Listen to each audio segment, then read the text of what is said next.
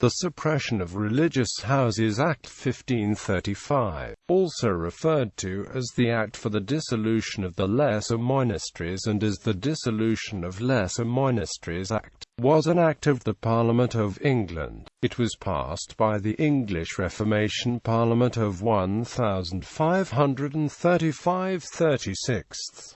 It was the beginning of the legal process by which King Henry VIII set about the dissolution of the monasteries.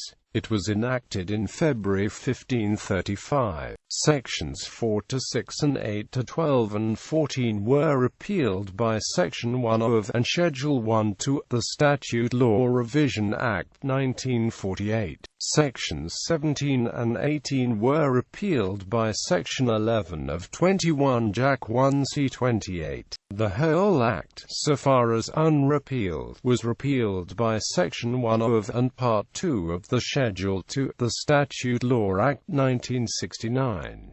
Background. For the 14th century onwards, several popes had granted licenses for the suppression of religious houses in England. In 1528 Cardinal Wolsey sequestrated Rumborough Priory for funds to build his college at Ipswich. The breakdown of relations between Henry VIII and the Church in Rome, prompted by his marriage to Anne Boleyn, resulted in the Statute in Restraint of Appeals of 1533, forbidding all appeals to the Pope in Rome on religious or other matters. Pope Clement VII responded by announcing Henry's provisional excommunication, and the hostility between the king and the Pope escalated. In the words of John Burton's Monastics.It bore a sense, the casting off the Pope's supremacy, and the monks being looked on only as a sort of half-subjects, ever ready to join any foreign power which should invade the nation, whilst the king was excommunicated by the Pope, together with the alienation of the lesser houses, urged for seizing the rest, to which the king's want of a large supply, and the people's willingness to save their own pockets, greatly contributed, and accordingly, a motion shortly after was made in Parliament, that, to support the king's state, and supply his wants, all the religious houses might be conferred upon the crown, which were not able to expend clearly above 200l.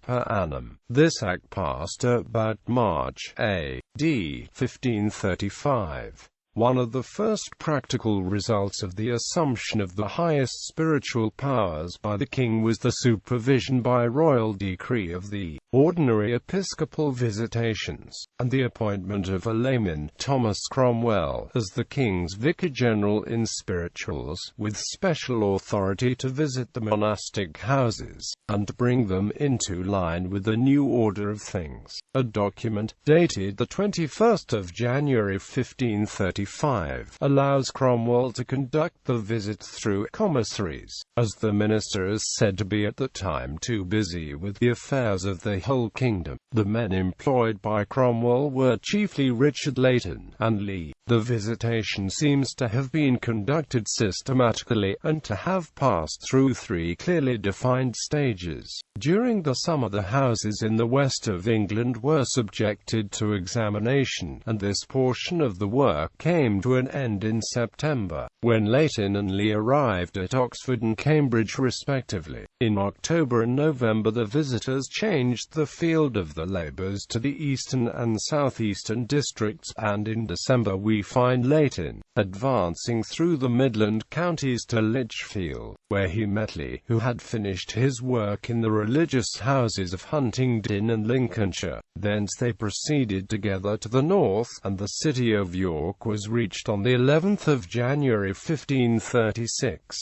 But with all the haste, to which they were urged by Cromwell, they had not proceeded very far in the work of the northern inspection before the meeting of Parliament. Parliament met on 4 February 1535-36 and received a digest of the report Valor Ecclesiasticus, a visitation of the monasteries of England commissioned by the King, and soon after passed the Act. The Act applied only to lesser houses, which have not in lands, tenements, rents, tithes, portions, and other hereditaments, above the clear yearly value of £200, attacking such houses as dens of iniquity and proposing that those in them should be committed to great and honourable monasteries of religion, and compelled to live religiously. Preamble. The preamble of the Act states, effect. The main effect of the Act was to expropriate the lesser religious houses to the King, who shall have to him and to his heirs all and singular such monasteries, abbeys, and priories, which at any time within 1 year next before the making of this Act have been given and granted to his Majesty by any abbot, prior, abbess, or prioress, under the convent seals, or that otherwise have been suppressed or dissolved, to have and to hold all and singular the premises, with all the rights, profits, jurisdictions, and commodities, until the King's Majesty, and his heirs under signs forever, to do and use there with his and their own wills, to the pleasure of Almighty God, and to the honor and profit of this realm. This section includes a retrospective effect, regularizing suppressions of houses which had already taken place.